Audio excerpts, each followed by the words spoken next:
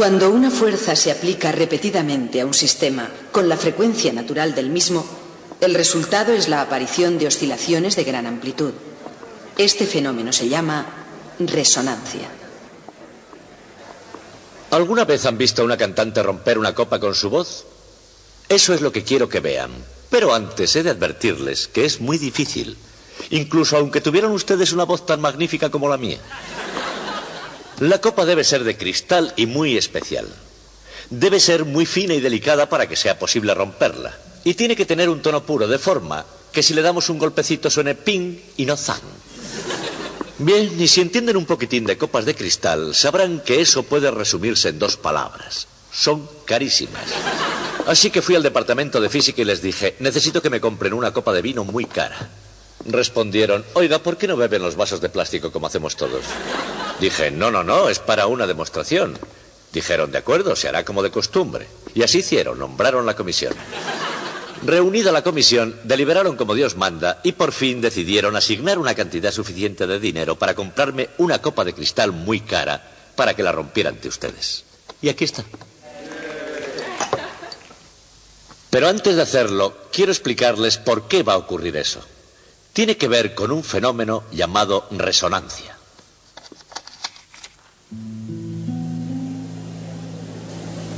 El 1 de julio de 1940, una delegación de ciudadanos se reunió en el estado de Washington. El tiempo era espléndido y la ocasión histórica. Y los discursos y la fanfarria eran también muy indicados para el acto. Se trataba de la inauguración oficial del puente de Tacoma. Desde el principio, el puente que cruzaba el canal Puget entre Seattle y Tacoma era recorrido normalmente como tenía que ser. El puente de Tacoma era uno de los puentes colgantes más largos del mundo. Y si alguien no hubiera pasado por alto un pequeño detalle, probablemente hubiera quedado para siempre como uno de los puentes colgantes más largos del mundo. El problema no fue que desde el principio mucha gente no hubiera prestado atención a los detalles. Se la prestaron. Pero en algún momento, y es obvio que fue al final, parece ser que alguien olvidó la importancia de la resonancia.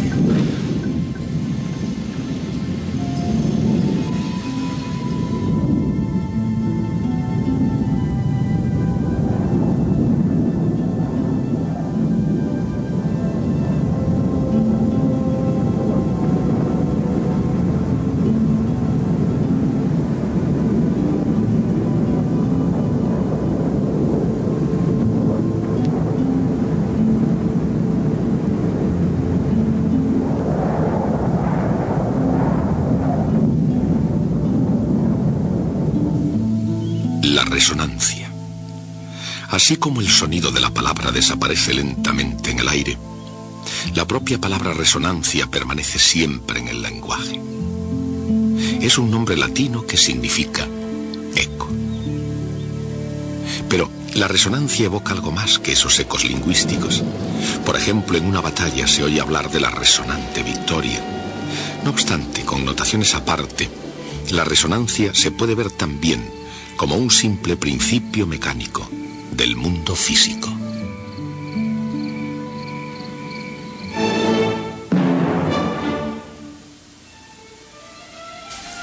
Los sonidos agradables son agradables precisamente por la forma en que resuenan.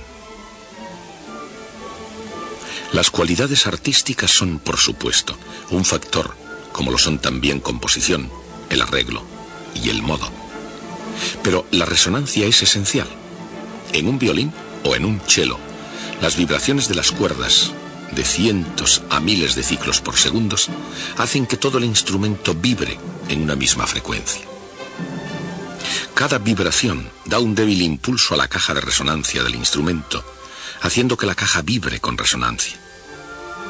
Y a su vez, esas vibraciones generan vibraciones resonantes en el aire del interior de la caja de resonancia. La calidad de un buen instrumento reside precisamente en su capacidad de resonar igualmente para cada nota que se haya pulsado.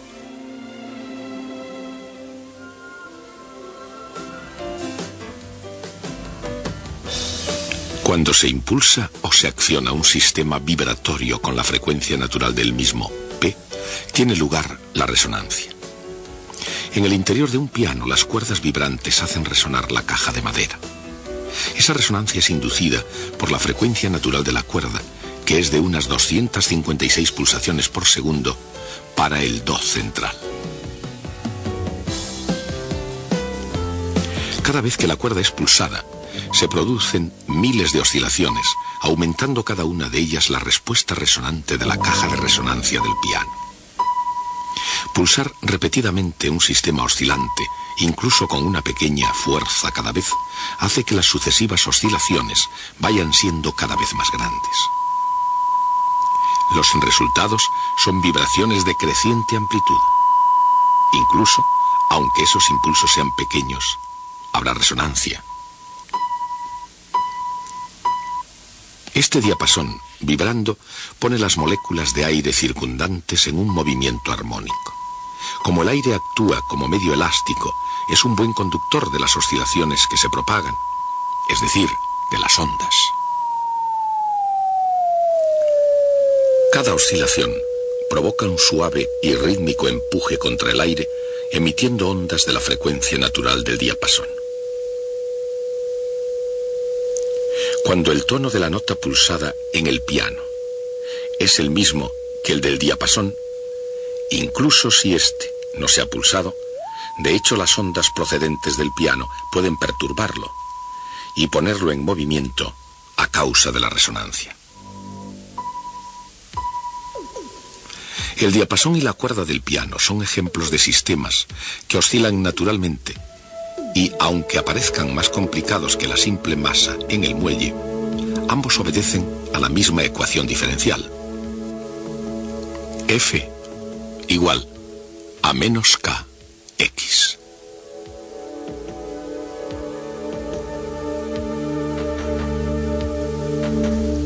Como una masa en un muelle, tienen una fuerza interna F que se opone naturalmente a cualquier perturbación X.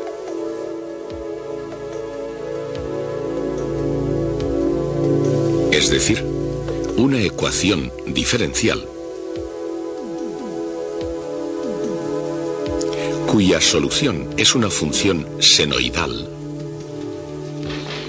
representando oscilaciones en una frecuencia natural omega sub 0, que depende de las características del sistema. En este caso, son K la rigidez del muelle y M la masa del objeto vibrando. Este es otro sistema oscilante con una frecuencia natural.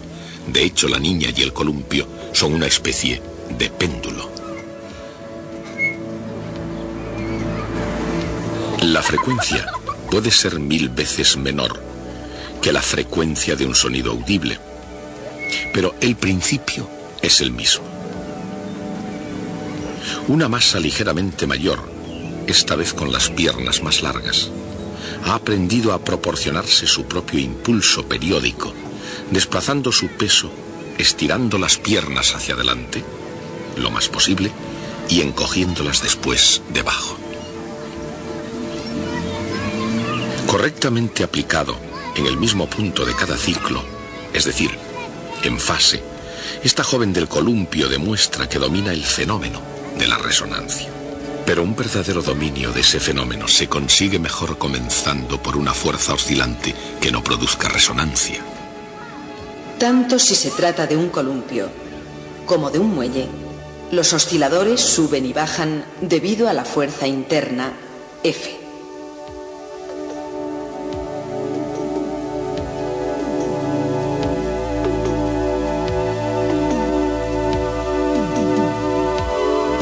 Si se aplica una fuerza adicional proporcional a F sub 0 a una frecuencia diferencial de la frecuencia omega, el resultado es un movimiento más complicado.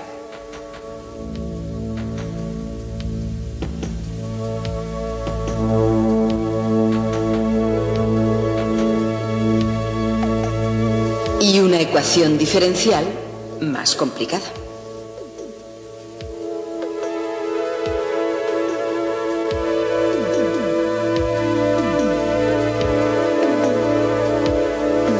Pero el movimiento es realmente la suma de dos movimientos simples que satisfacen la ecuación diferencial.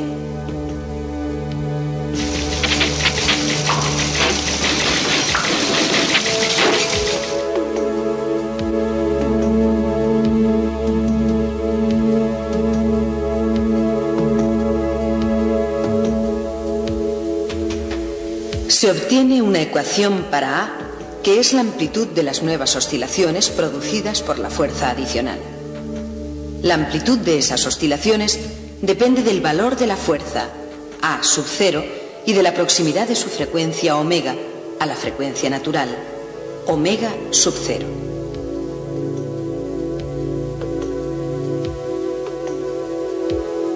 He aquí unos cuantos elementos clave para la resonancia.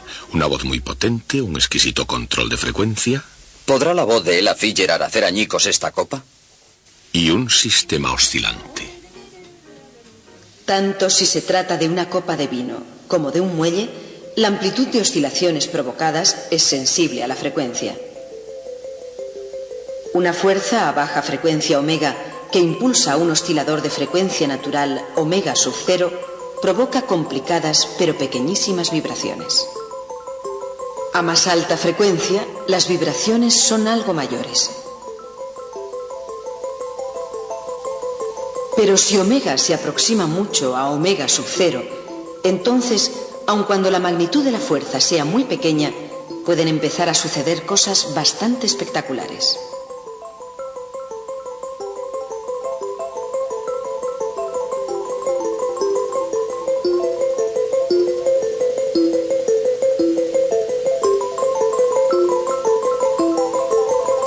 Una fuerza en baja frecuencia, añadida al movimiento natural, tiene su efecto.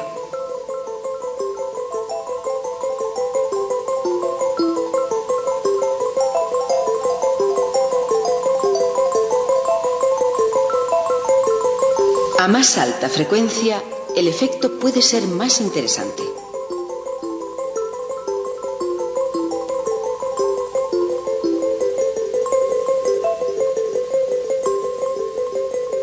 Pero si omega se aproxima a omega 0, el efecto puede ser positivamente demoledor.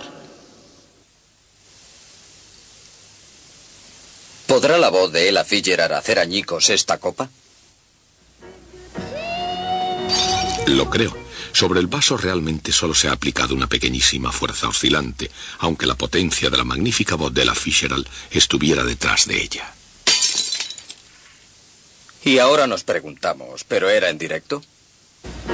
Sin embargo, es necesaria una ecuación para poder explicar exactamente este fenómeno.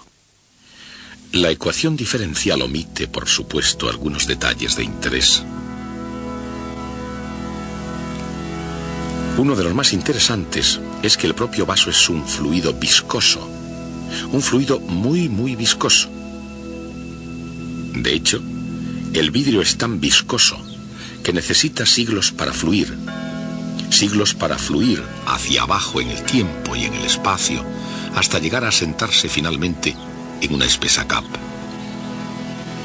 El vidrio es tan viscoso que realmente parece sólido, e incluso suena y resuena.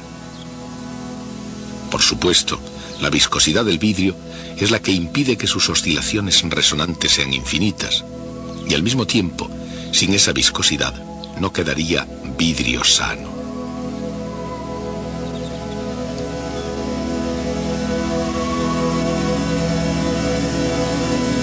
No quedaría vidrio sano, ni en el viejo mundo, ni en el nuevo, donde los efectos de la resonancia se pueden ver y oír igual de bien. Por ejemplo, mientras que la música es generalmente un agradable ejemplo de resonancia, no siempre se puede decir lo mismo del ritmo ordinario de la sociedad contemporánea. Como ejemplo molesto de resonancia, pensemos en una ventana que vibra.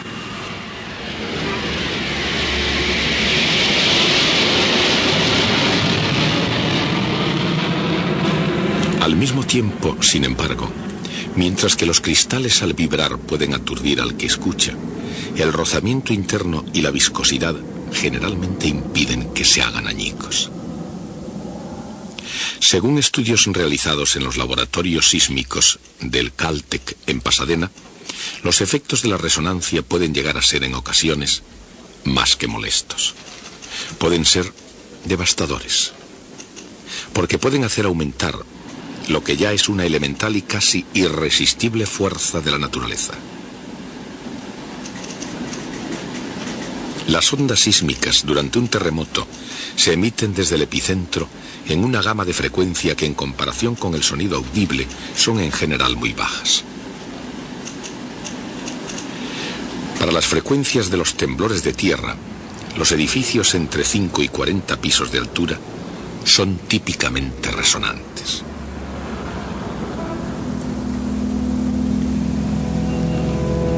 Si se sacuden las maquetas de estos edificios en un terremoto simulado a una frecuencia determinada, siempre hay alguno que, dependiendo de la frecuencia, llega a entrar en resonancia. Hablando en términos generales, una estructura compleja como la de un edificio se agitará o se retorcerá por resonancias en varias frecuencias naturales. Los ingenieros pueden reducir las respuestas resonantes diseñando aislamiento y absorción de energía en el edificio. Y ciñéndose estrictamente a las ordenanzas con respecto a los terremotos, una estructura tiene su modo de resistir y no ser arrancada de sus propios cimientos. Los códigos de la edificación son leyes, y cuando alguien piensa que algunas leyes se han hecho para ser violadas, algunos edificios están condenados a sufrir las consecuencias.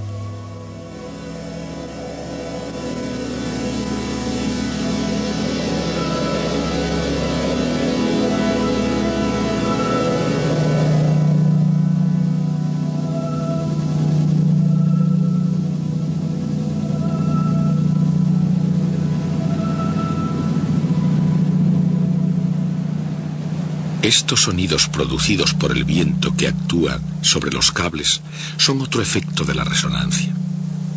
Esos cables cantan su canción vibrando en la frecuencia natural, porque para hacer una música más bien sencilla, la corriente de aire alrededor de un cable tenso crea unas formas más bien complejas.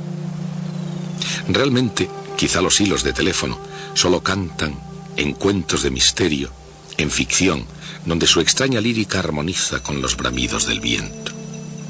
Pero si esos hilos del teléfono llegasen de hecho a cantar, su canción sería una composición del fenómeno de la resonancia y del viento eternamente presente.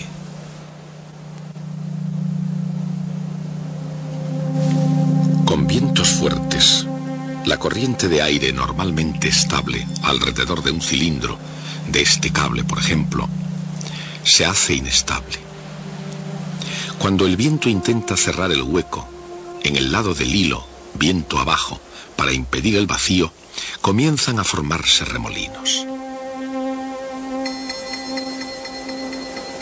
Los remolinos pronto empiezan a desprenderse, corriendo por la estela corriente abajo, creando un esquema previsible de flujo. Cada vez que un remolino se desprende, da un ligero impulso al cable. A una cierta velocidad del viento, los remolinos comienzan a desprenderse del cable a una frecuencia resonante poniéndolo en movimiento. Este efecto recibe el nombre de arpa eólica. La habilidad que se necesitaría para afinar esas cuerdas nos fue transmitida desde los eolios, familias de la antigua Grecia que se establecieron en las costas de Asia Menor y sus proximidades. Pero la habilidad necesaria para tocar el arpa eólica viene de los mágicos dedos del viento cuando el aire sopla entre las cuerdas. El principio del arpa eólica, el fenómeno llamado resonancia, explica la dramática canción de los cables al viento.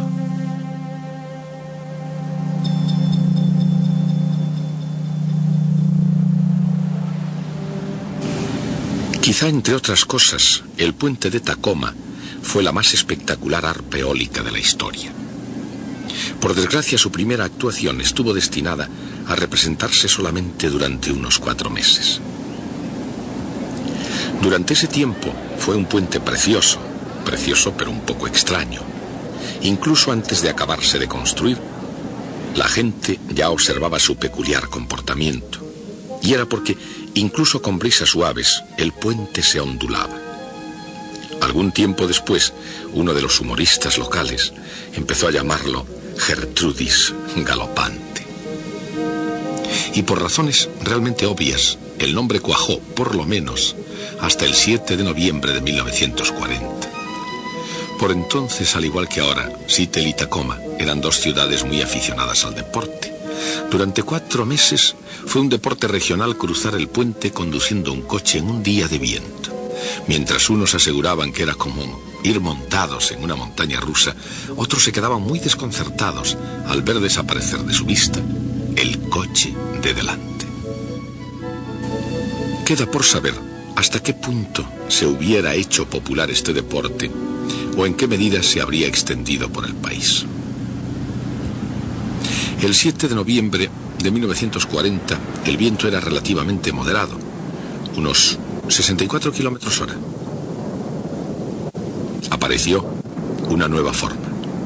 El puente, más que ondularse, empezaba a enroscarse. Un viento de 64 kilómetros por hora no era demasiado fuerte, pero sí fue bastante para hacer que el puente se retorciese violentamente. Y a las 11 de la mañana, el puente cayó.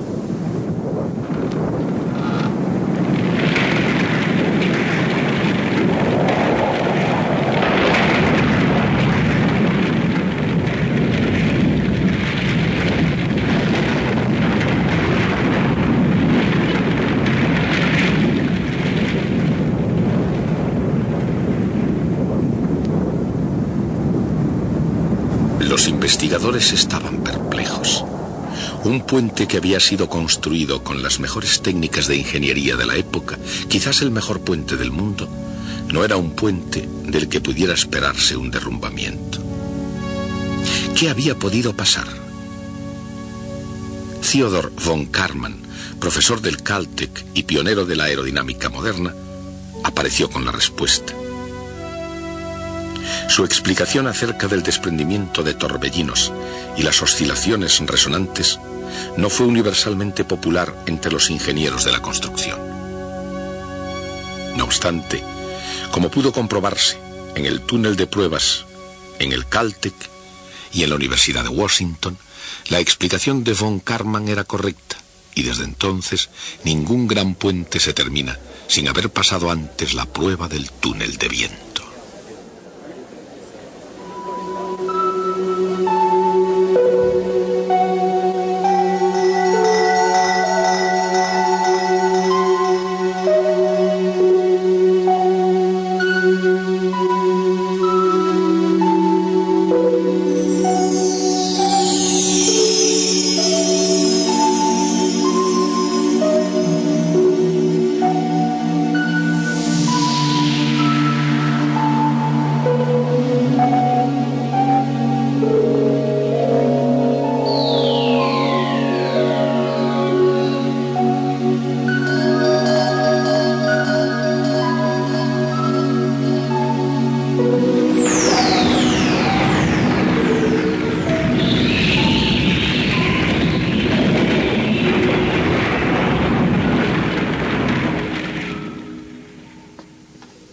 Muy bien, ha llegado el momento de romper la copa.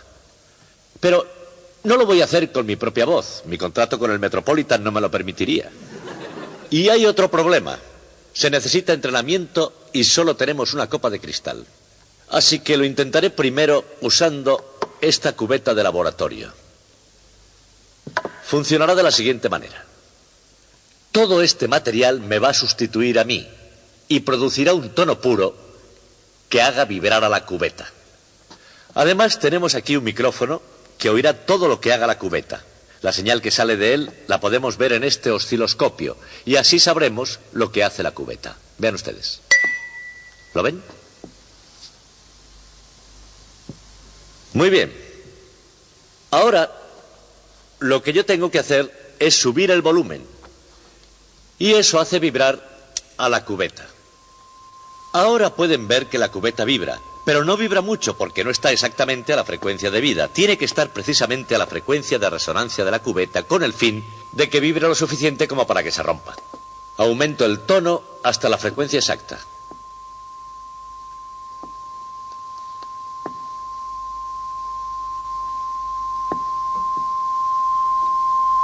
Este es, justamente ahí. Este es. ¿De acuerdo? Ahora todo lo que tengo que hacer es elevar el volumen a tope y la cubeta se romperá. ¿De acuerdo? A los alumnos de las primeras filas les sangrarán los oídos, pero no se preocupen, no es nada serio. ¿Estamos listos? Vamos allá.